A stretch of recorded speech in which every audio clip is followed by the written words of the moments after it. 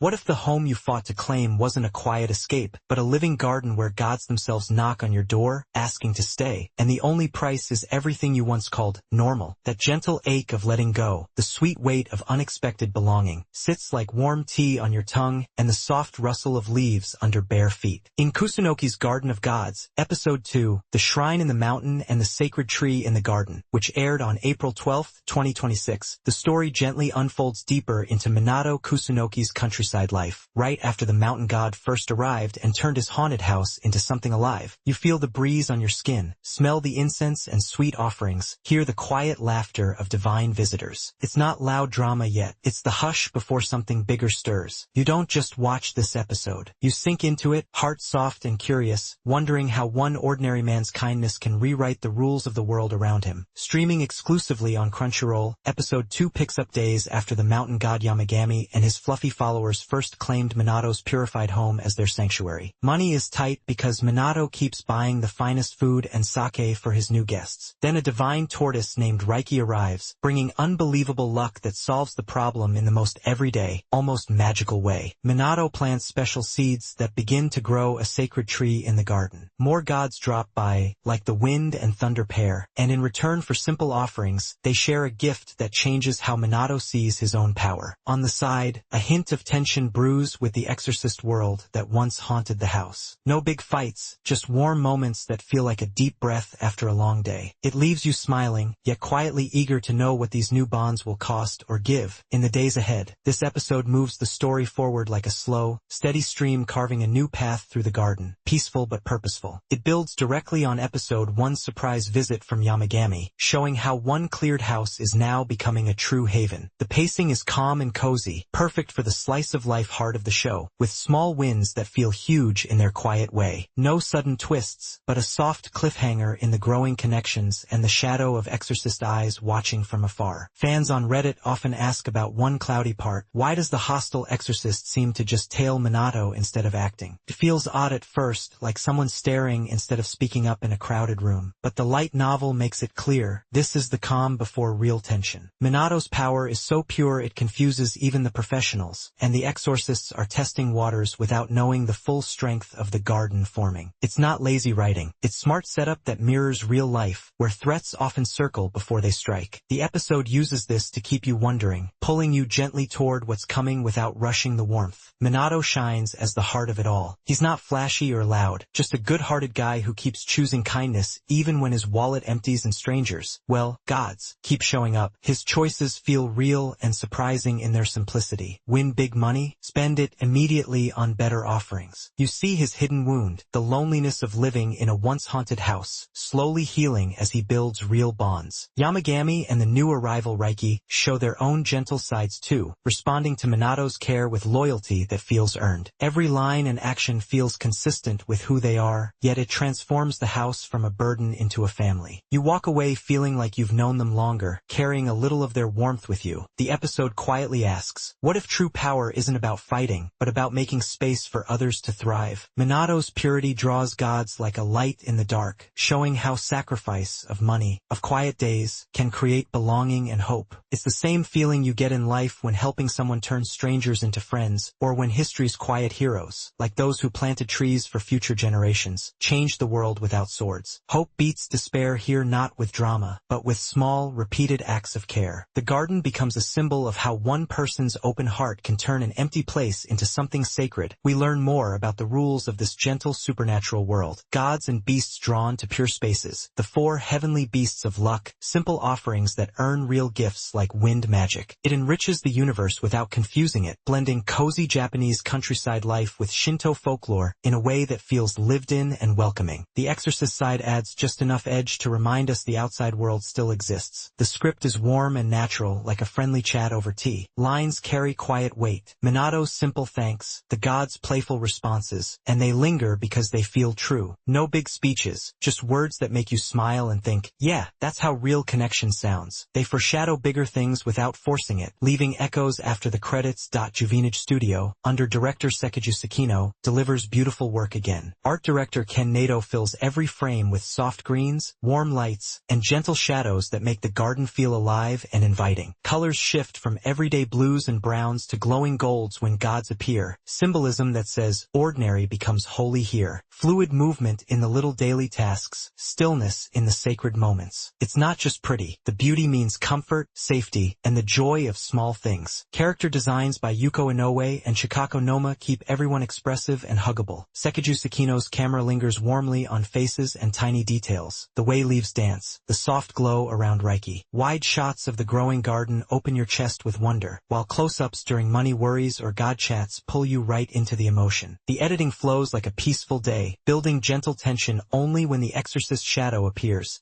En's music is a quiet friend in the background, soft strings and flutes that feel like wind through the trees. It elevates the cozy moments and falls into thoughtful silence when Minato thinks alone. Motifs from episode 1 return, warmer now, and you'll remember the gentle swell when the sacred tree starts to grow. Silence speaks loudest when luck turns, letting the simple sounds of nature and laughter carry the heart. Shogo Sakata as Minato Kusunoki is perfect. His voice carries that awkward kindness and quiet strength, with a warmth that makes every generous choice feel deeply personal. Shinshu Fuji as Yamagami brings a majestic yet friendly rumble that fits the mountain god so well you can almost feel the earth steady beneath you. Toru Okawa as Reiki adds a calm, wise depth that makes the tortoise's luck feel like a gentle blessing. Their performances don't just deliver lines, they breathe life into these souls. This episode wrapped me in the kind of soft wonder that stays with you, like stepping into a sunlit garden after rain. Minato's simple struggles and joys left a warm glow in my chest, while the growing bonds sparked quiet hope. The climax isn't a fight, it's the moment new gods arrive and gifts are shared, a gentle collision of destinies that shifts Minato's world forever. It makes you feel the big questions we all carry. Can kindness really build a home in a broken place? How much are we willing to give for peace? You'll leave carrying that soft pull, needing to know how this garden grows. Some might say the pace is slow, like watching grass grow instead of fireworks. The money worries and raffle wins could feel a bit convenient at first glance. But these aren't flaws, they're choices that make the healing feel real and earned. The show wants you to breathe easy, to taste the peace Minato is building. It's deliberate, and for fans of calm, heartwarming stories, it works beautifully. Episode 2 of Kusunoki's Garden of Gods succeeds wonderfully. Strong cozy vibes, lovely animation, and characters that feel like friends already. Its small, quiet strengths far outweigh any gentle slowness. This isn't just another episode, it's the garden taking root in your heart. So here's the question that lingers like morning mist. When gods start calling your home their own and your ordinary life blooms into something sacred, will you keep the gate open or close it out of fear? The answer waits on Crunchyroll. Press play. The story isn't shouting for you. It's whispering an invitation you'll find hard to refuse. And after this episode, you already feel the pull.